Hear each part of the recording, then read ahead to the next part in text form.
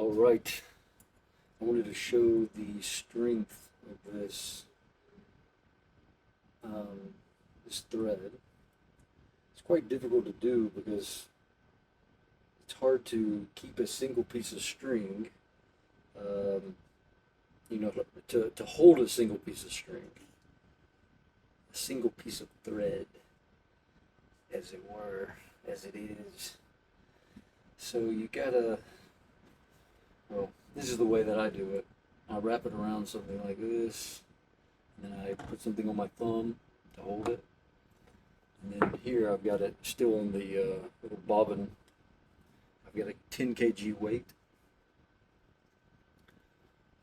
Okay, there we go. So this is a single piece of this Dyneema 40 thread. It's supposed to be like 15 times stronger than steel and 40% stronger than aramid fibers. It's supposed to hold up to 18 kgs. That's the tensile strength. So let's see. So this is 10 kgs.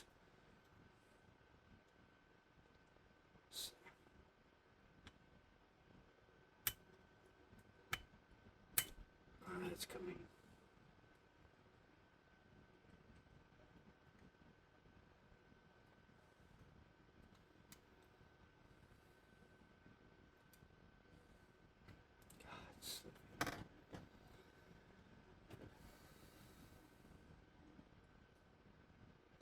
I'm sure somebody knows a better way of doing this.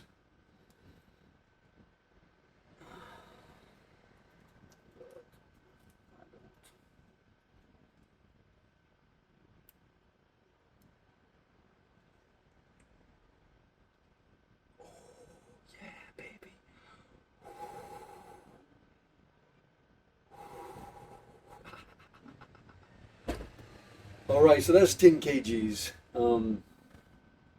Could it do another 8? I do have some more weights here, but I don't have really any good way of putting it together, and holding this is really difficult. So, but I was just doing a little research using Google Gemini and sort of talking about normal, like double bonded nylon tensile strength. Most companies will use a sort of a polyester thread or a double bonded nylon. Um, Polyester would be the best. It doesn't absorb water and it has a higher tensile strength, but it's still like uh, 1/3 the strength of this, 1/4, and this is also more abrasion resistant. I mean, it just will not break. When I'm sewing with it, I can just give the lock stitch such a strong, tight pull, and I've never had a piece of this break. Now, that being said, I've been going through so many layers of fabric before that I was pressing with the awl. There's the awl. I was pressing with the awl, and when I'm pressing in something hard, these needles are so thin. They're very strong needles actually, but they're very thin.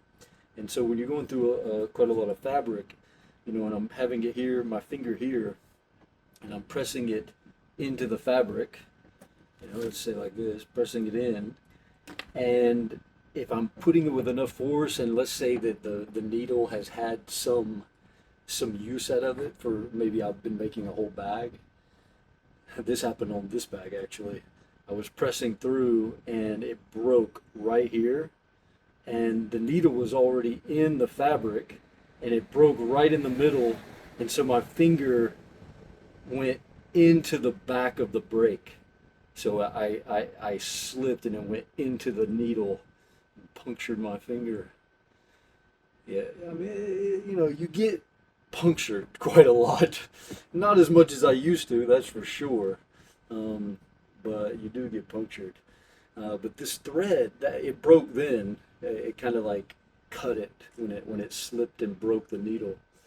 But other than that, I mean, this thread is crazy strong. And the way that this is sewn, It's even stronger because, you know, I'm using at least 5 millimeter stitches, so it's just multiplying the fabric, the layers, the reverse stitching, zigzag.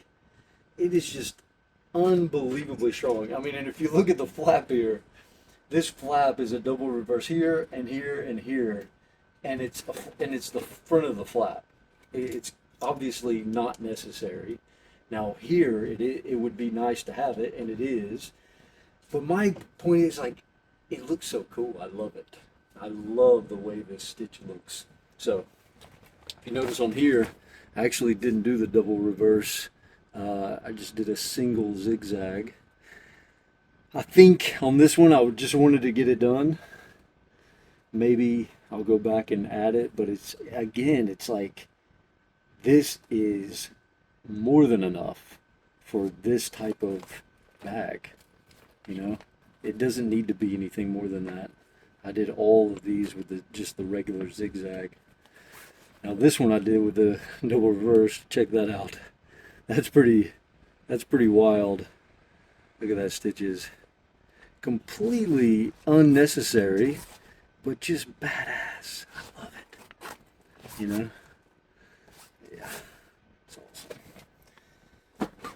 Okay, so that's the tensile strength of the Dyneema thread. I love this thread. I really like sewing with it.